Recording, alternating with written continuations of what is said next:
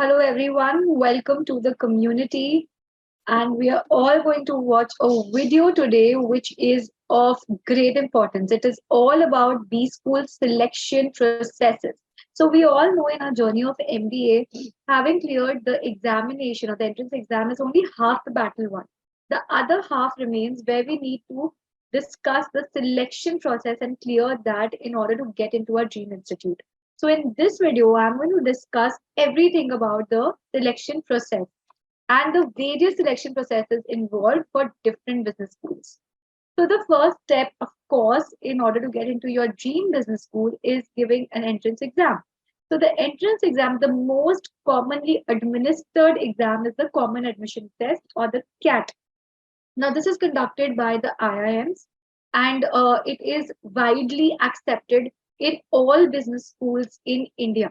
However, there are some business schools in India which conduct their autonomous entrance exam.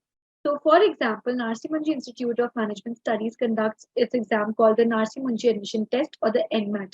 Similarly, Symbiosis conducts their own admission test, which is called the SNAP, SNAP.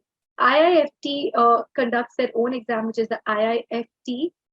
And then we have MICA conducting their own exam, like MICAT, MICAT. So there are various admission exams, entrance exams that you need to give in order to qualify for the selection processes, which will be the next stage.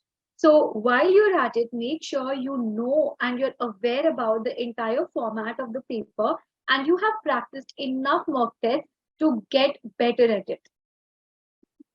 The next step is, of course, the selection process. Now, selection process depends from institute to institute and it varies from different places and from year to year.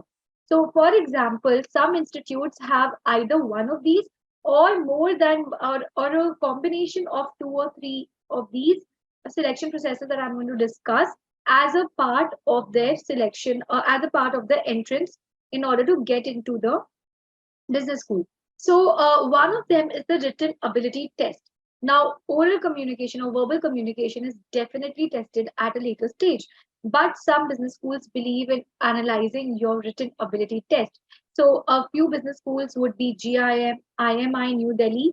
These obviously test, they have this written ability test round, even the XLRI in the form of essay writing. So, any form of essay writing is what we mean by written ability test. And it is to also see how your analytical thinking works. And this comes as a savior for those students who may not be able to express themselves really well when it comes to verbal communication. So written ability test really helps them. Now you're given various topics at this stage and you would want to build up on a lot of content, especially related to the current affairs and relevant to the course that you are applying for. For example, if you're applying for marketing or public health policy, so might as well read up on a lot of current affairs related to that, except for the global and international news, because you also have to understand there are a lot of students who come from varied backgrounds. So they have to keep this process and the topic as such, which is understandable and approachable by almost all students. So make sure you do a thorough study of different topics in order to not fall short of content. At the same time, start practicing. And when I say practicing, I mean new words, working on vocabulary and working on grammar. That's extremely important when it comes to the written ability test. One of the most common methods of testing is group discussion.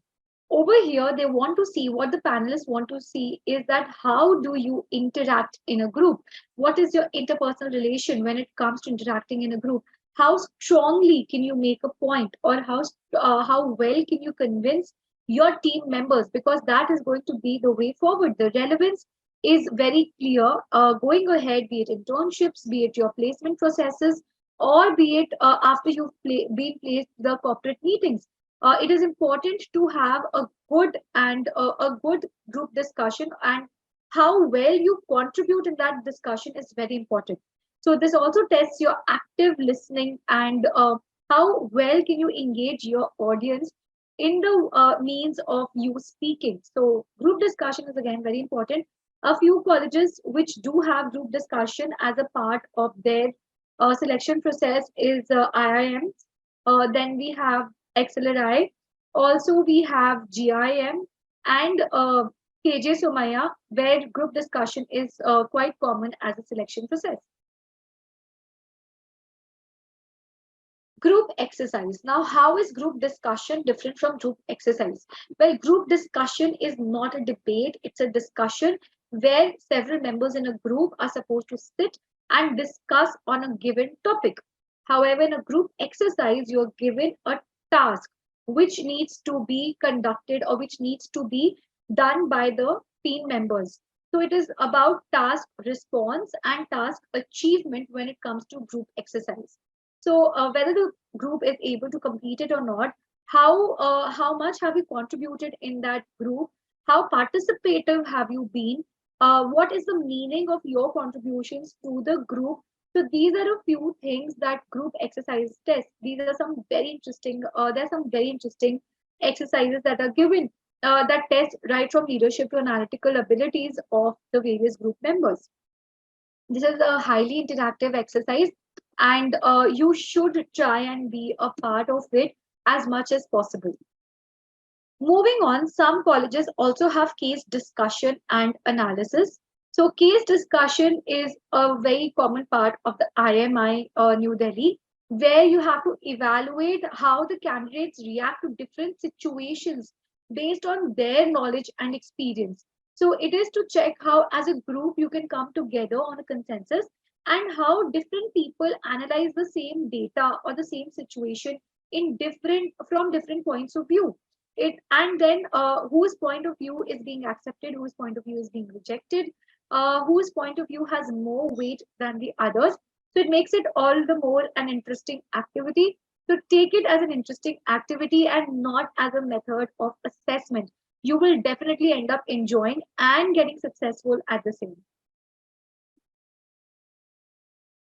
Finally, we have the personal interview. Well, personal interview is extremely important. This is like the final step between you and your business school. It is a crucial stage where everything, right from your personality, attitude, aspirations, everything is evaluated.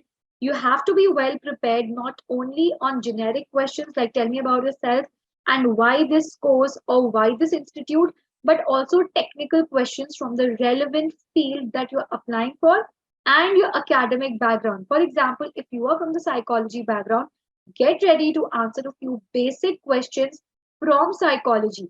So make sure you are well prepared not only to answer the generic questions, but also the technical questions. And the entire ownership, the entire responsibility comes on you because you are the only person on the front. So personal interview is a part of all business schools. There is no business school which gives you admission without taking a personal interview because they want to gauge things about your personality, about how well you communicate, and how engaging you are when it comes to a conversation. So take it more like a formal conversation and do not take it as a do or die situation. This will certainly enhance your confidence. As a result, you will come out with flying colors in your PR. Another very important part of the selection process is something called the SOP or the Statement of Purpose. Some colleges, like the Xavier Institute of Management and Entrepreneurship, (XIME), or even KJ Somaya, has something called a Statement of Purpose. That is where you have to write and submit your entire vision, or what is the reason or what is the objective of you choosing that particular course or that particular institute. It showcases your passion and determination.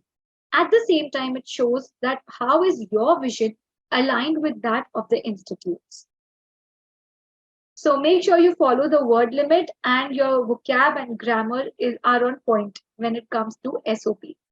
Well, I wish you all the best and I hope you do well in your selection process. If you need any assistance with respect to your selection process, do let us know in the comments below. All the best.